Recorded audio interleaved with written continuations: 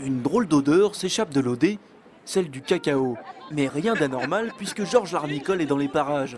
Le chocolatier quimpérois nous a préparé une régate à sa façon avec 7 bateaux en chocolat. C'est pas très sérieux, mais c'est sérieux dans le sens que ça nous unifie tous.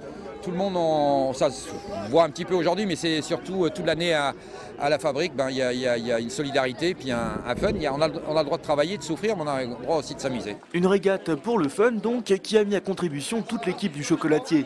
Construit en 3 semaines, ces bateaux pèsent entre 250 et 450 kg, entièrement en chocolat.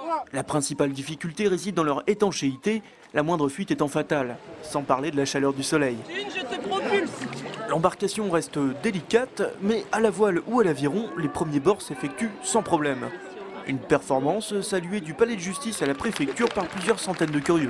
Ça fait bizarre de voir des bateaux en chocolat, les voir passer sur l'Odé. C'est rigolo de voir ça et puis on ne penserait pas surtout qu'un bateau en chocolat flotterait sur l'eau. On pensait plutôt que ça aurait fondu très rapidement. Rapidement, peut-être pas, mais sur les 7 navires, 3 ont coulé lors de la régate. Qu'importe, il s'agit d'un test pour préparer l'avenir. Un voilier double mât de 12 mètres de long pour 9 tonnes de chocolat. Tout le monde a entendu parler de Brest 2012. S'ils veulent bien de nous, ce sera avec un plaisir qu'on ira honorer, mettre un peu notre petite touche fun, ludique, sans grosse prétention que de s'amuser et de rire un petit peu. Et que les puristes se rassurent, il n'y a pas de gaspillage. Le chocolat utilisé n'est autre que celui récupéré de modèles d'exposition impropres à la consommation.